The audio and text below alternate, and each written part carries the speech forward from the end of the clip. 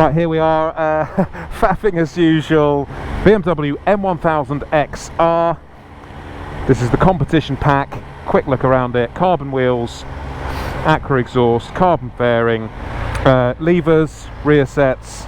Right, and then let's turn that on. Let's record that. Daddy's ready to go. Woo! Right, we're out. It's actually really comfortable.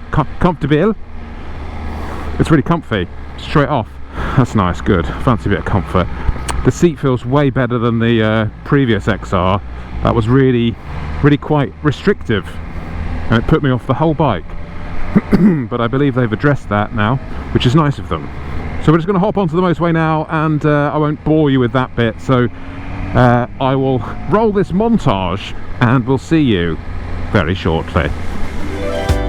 Here we are then, the cream of the international jet set converging on the Andalusian coast for this, the BMW M1000 XR. This is now the third M bike we've seen from BMW, so we settled in to the quaffing of tapas and Tenant Super and listened to what the bigwigs had to say. Muy bueno, eh? Muy bueno. Claro. Don't want that.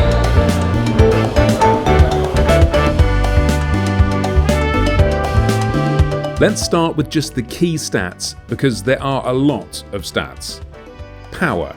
201 horsepower shift cam inline 4 from the RR, which produces a maximum RPM of 14,600. That's 31 horsepower up on the standard S1000 XR. Shorter gearing thanks to a 47-tooth sprocket and shorter ratios in 4th, 5th and 6th. Couple this with the 223 kilogram dry weight and we have ourselves a considerable monster. M winglets provide 12 kilograms of downforce at 220 kilometers per hour. Sports chassis, this time thankfully with dynamic damping control, which is the first time we've seen this on an M bike.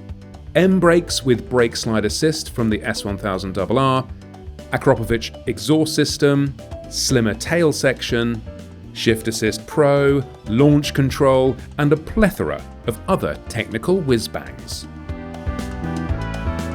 The competition pack bike I'm riding today comes with carbon wheels, carbon panels, carbon huggers, carbon chain guard, M footrest and lever system, and just in case you're feeling particularly fruity, a GPS lap trigger system.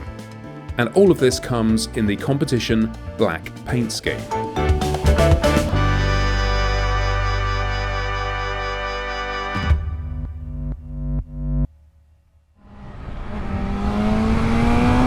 Well,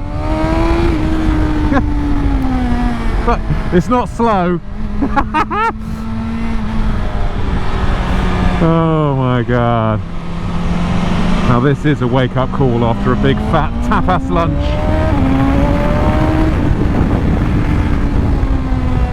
Woohoo! Whoa. It's not pretty, is it? It's not pretty. Let's have a little look around. It's not handsome, is it? But it's definitely got a lot of performance parts on it. So, I mean, yeah, it ain't slow.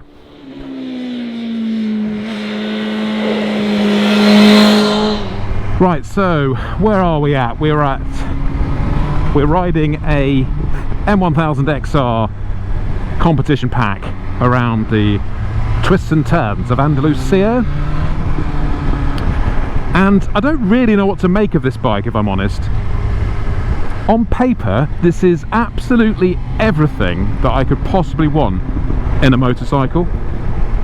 It's excessively fast, like it's stupid fast. In fact, it's almost pointlessly fast. It's so fast, this thing, I can't explain to you how fast it is.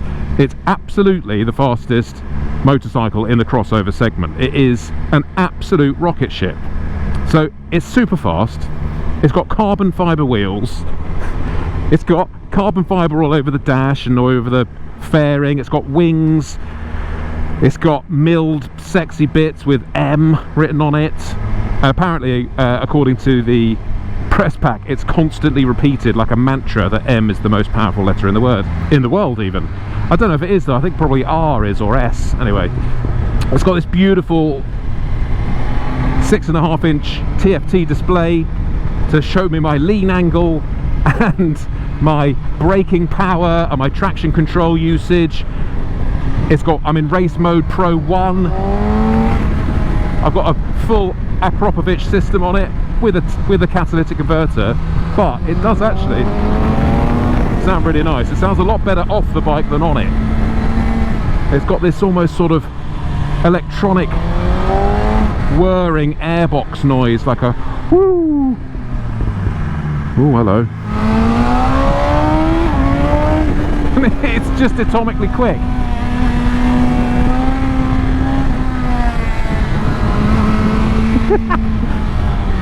I mean, it kind of has no right to be this fast, really.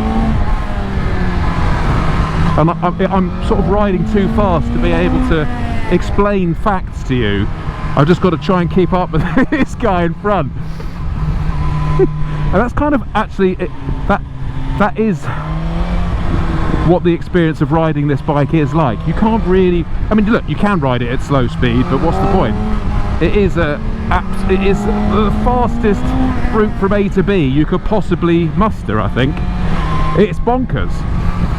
And it's got this funny bonkers attitude, but with this passive, ice-cool German approach. It's so good, it's so fast, it's so amazing. It's almost like it's born in a test tube rather than a uterus. If that makes any sense at all.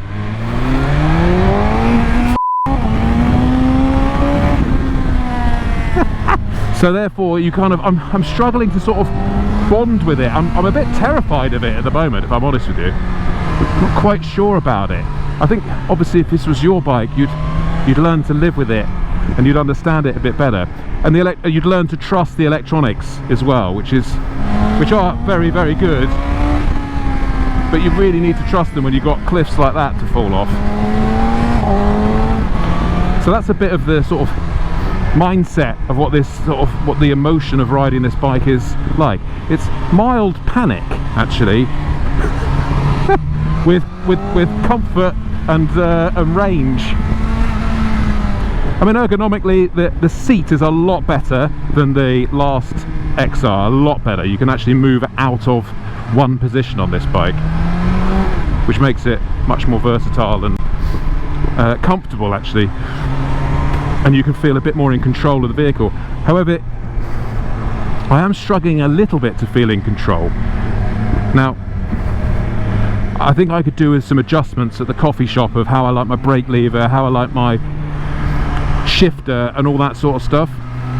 On slower bikes, it doesn't really matter that much, but this is so fast that I really feel quite uncomfortable that I don't feel that in control of the vehicle. I don't like lifting my foot off the peg to reach the rear brake. And that may be just because these rear sets are super grippy, which they are. The aftermarket ones are very, very grippy, and if you've got sort of a race boot on with a soft sole, you can't shift it. You have to literally pick your foot up and move it. I mean, these are tiny little anecdotal stories as I'm travelling along. Not everyone's going to have these things, but this is just what I'm experiencing. Yeah, I'm pretty sure that put this and any other crossover bike like Multistradas, KTMs, whatever, on a track, this is the fastest in both outright speed, acceleration, and cornering ability, I would say.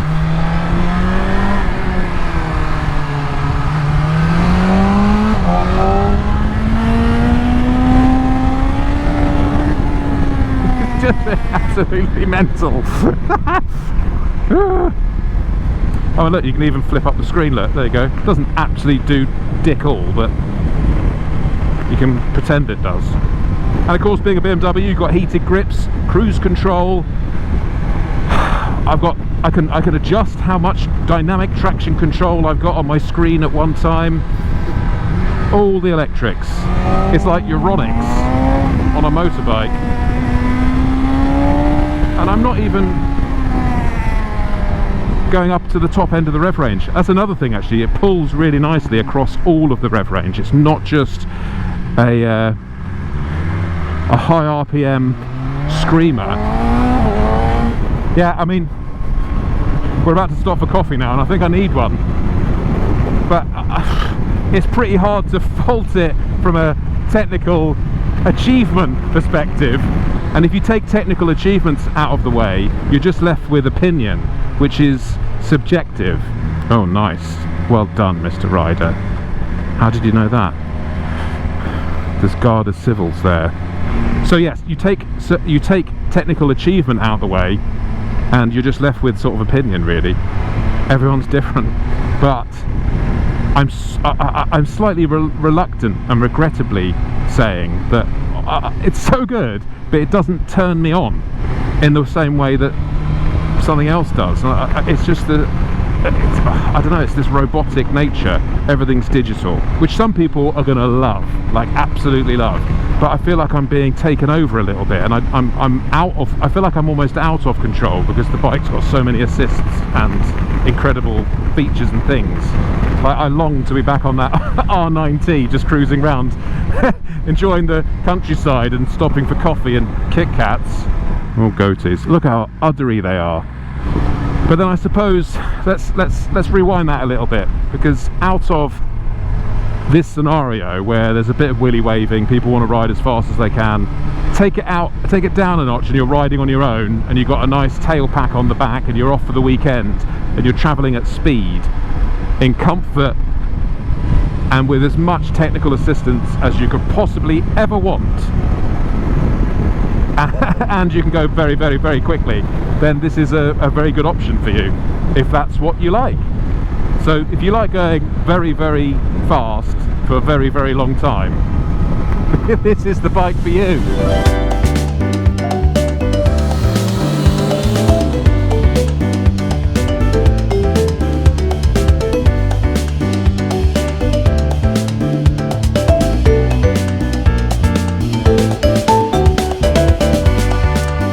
Well, I'm lost for words, really. I don't really know what to say. I mean, it's a real Jekyll and Hyde type bike. It's so capable. It's got so many systems and safety systems and traction and buttons and stuff all over it. But it's wild. It's so wild. And yeah, it's taken me quite a long time to get my head around it, especially some of this Nadgery terrain that we're on now. It's so fast, and you really got to recalibrate your brain to figure out how to ride it. And yeah, it's next level. Without a shadow of a doubt, this is the quickest way to get from A to B in most scenarios.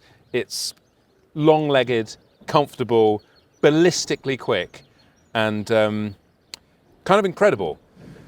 However, I'm still not quite bonded with it yet. There's still like a bit of mystery about it. It's a bit too sort of AI, John Connor, Terminator thing. I'm not quite sure if it's just going to wake up and put me in a big vat of lava or whatever that thing was at the end when the hand came out. But anyway, we've got a long road back to the hotel now with some nice twisty roads. So let's try and get familiar with it. I understand the performance of this bike now, which is next level. So let's get friends with it. Let's be friends. Yeah? Okay. You're going to look after me. Don't do nasty stuff to me. Okay. I promise. Right. Let's do it. Do you hear the cock crow? Chicken. That's dinner. Can you eat male chickens?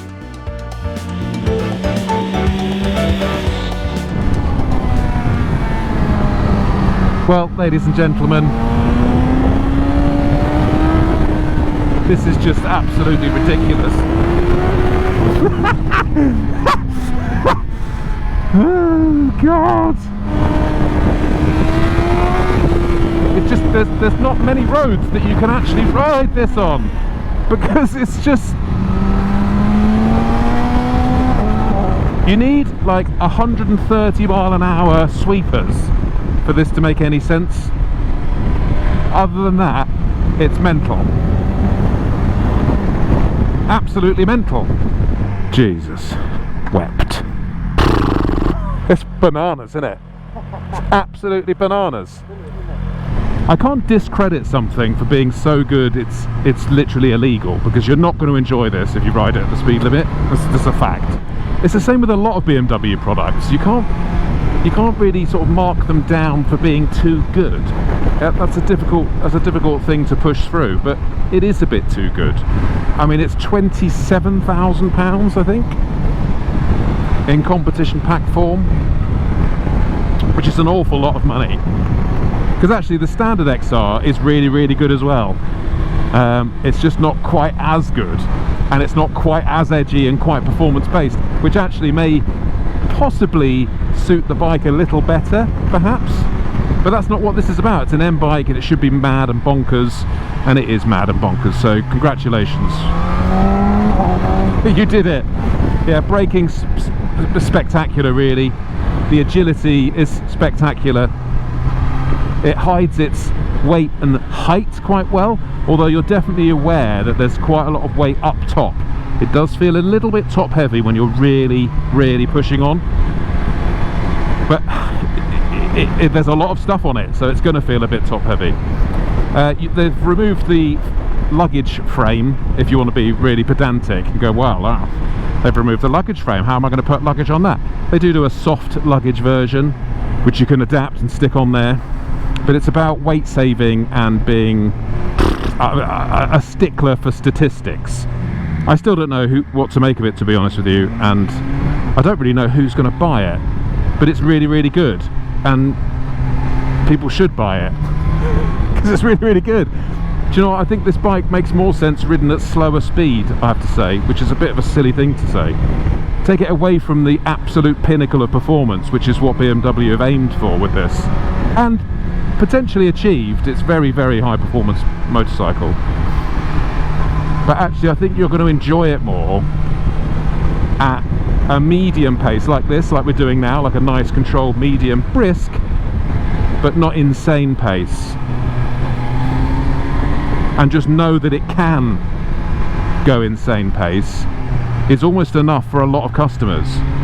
And know that you've got carbon wheels underneath you, know that you've got an Acura exhaust, and you've got the best crossover bike, the fastest crossover bike that's ever been built by a considerable margin. So maybe that's enough, and you just enjoy it in that respect. Because as soon as you start exploiting that performance, I mean, you're going to get yourself in a lot of trouble with the law.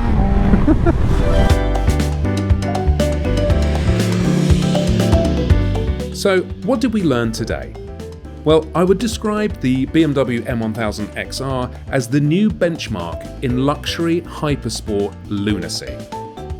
We only scratched at the surface of the performance and potential this bike has, and although the overly Instagramish M branding still gives me a bit of an ick, it's still something BMW should be very proud of making and having the courage to spawn such a mad, mad thing.